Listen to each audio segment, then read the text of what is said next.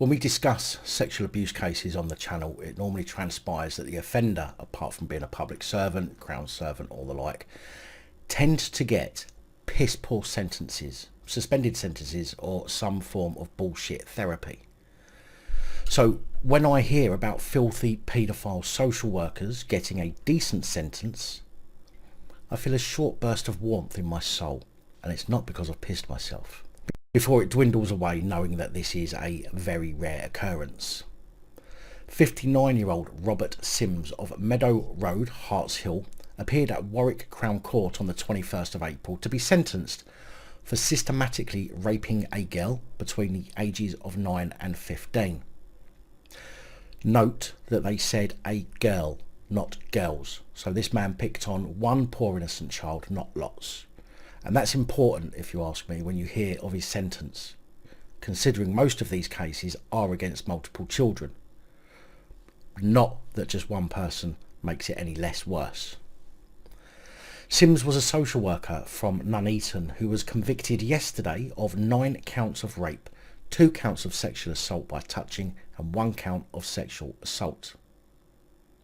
Detective Constable Alex Watson from the Warwickshire Police Child Abuse Trafficking and Exploitation Team previously praised the bravery of the victim for breaking her silence and speaking to the police years after her horrific ordeal ended.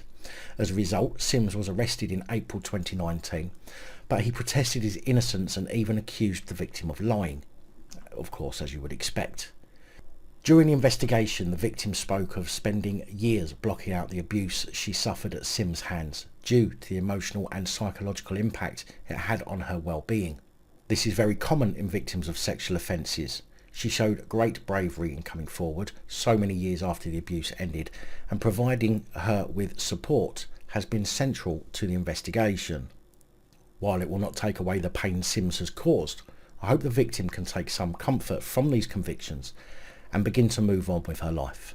Sims has taken no responsibility for his actions. In interview, he accused the victim of lying.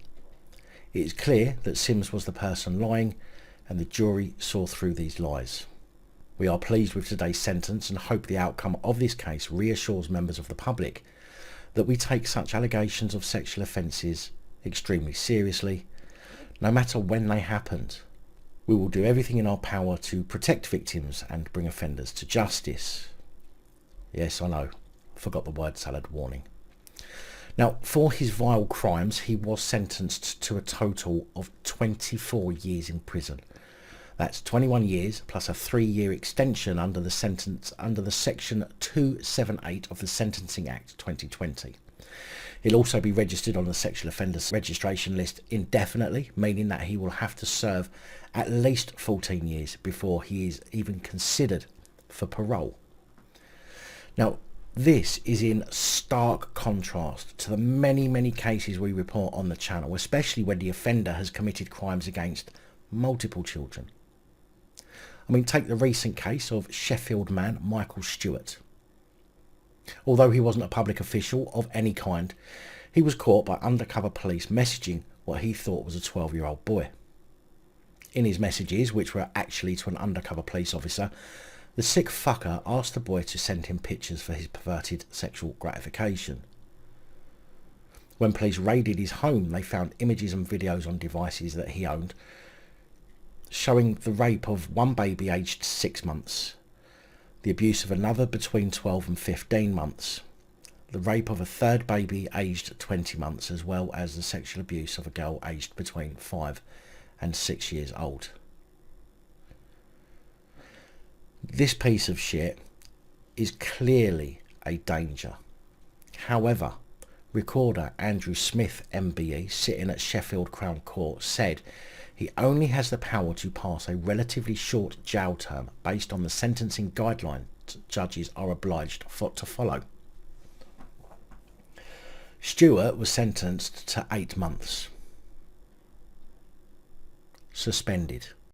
Recorder Andrew Smith MBE added that such a sentence would see Stewart released within months, after which time he would receive little or no support from the probation service. Members of the public do not understand why judges do not send people who commit these sort of offences to prison for a long time. I beg to differ there. I'm sure you'll find lots of reasons in the comments. Now, I'm glad that Robert Sims, the focus of this particular report, has been locked up for the length of time that he has. But we need to see this type of justifiable sentence laid against all the other dirty bastards, whether they're social workers, police, members of parliament, even the general public sickos. Now, I've not been able to find the name of the judge who sentenced this Sims. I have looked, but again, I have limited time. I would like to say publicly thank you and give my respect for giving the sentence that reflects the crime. Big thank you to channel supporters, especially these guys. Your support is truly appreciated. Don't forget to like, share, comment and subscribe. Let me know your thoughts, as I know many of you will. And until next time, stay safe, look after each other, film the police and other officials.